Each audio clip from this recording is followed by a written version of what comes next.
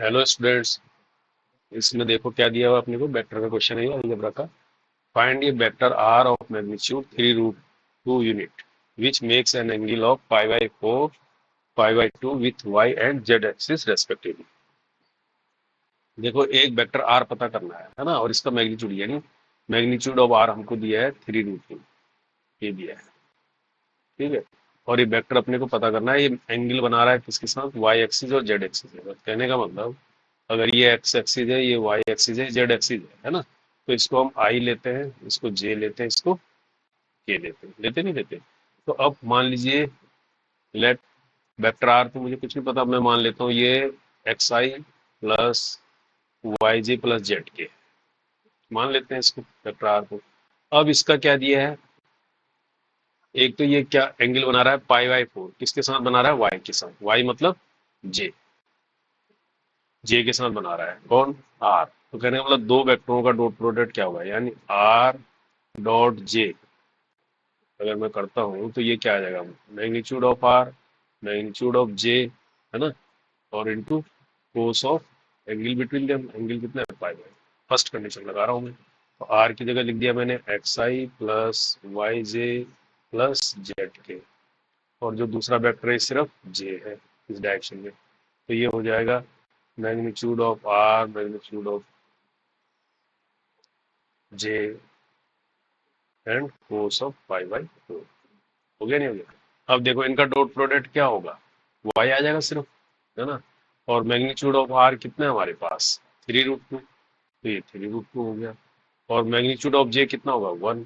कोस π/4 कितना होगा, 1/√2, है ना। तो वाई इजिकल टू आ गया 3, तो ये तो आ गया वाई इजिकल टू 3।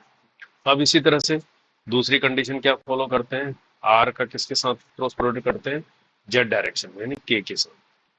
तो ये क्या आएगा, magnitude of R magnitude of K and angle between the, अब एंगल कितना दिया है π/2, π/2 मतलब कोस 90, यानी ये जीरो हो जाएगा, यानी आर डॉट के कितना हो जाएगा, जीरो हो जाएगा इस केस में, है ना।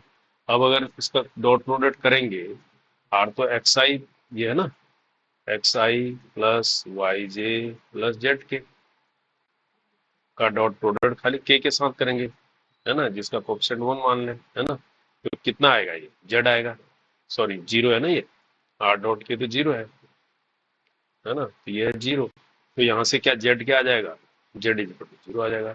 तो वाई हमारा 3 आ गया, जेड जीरो आ गया। अब इस क्वेश्चन में आ जाओ, अगर इसको मैं बताना चाहूँ आपको, क्वेश्चन नंबर 1, तो यहाँ से अगर मैग्नीट्यूड निकालते हैं आर, तो हम क्या लिख सकते हैं, under root x² plus y² plus z², यही तो होगा। और मैग्नीट्यूड ऑफ आर कितना है, 3√2 दिया है, तो 3√2 इजिकल टू हो जाएगा under root x² plus y² plus z²। अब इसको स्क्वायरिंग बोथ साइड करेंगे, स्क्वायरिंग बोथ साइड, इससे क्या मिलेगा, ये अंडर रूट हट जाएगा, है ना। तो ये कितना हो जाएगा 18,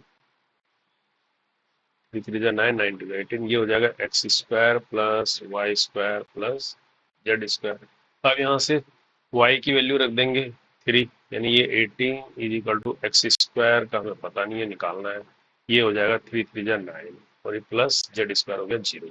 तो x² इज इक्वल टू आ गया 18 माइनस 9 यानी 9 आ गया, है ना। तो x इज इक्वल टू क्या आ जाएगा, प्लस माइनस अंडर रूट 9, यानी आ जाएगा +-3। आ गया नहीं आ गया प्लस। अब हमें तो वेक्टर आर निकालना है, आर वेक्टर चलो है क्या, फ्रॉम इक्वेशन 1, फ्रॉम इक्वेशन 1 ही तो है आर।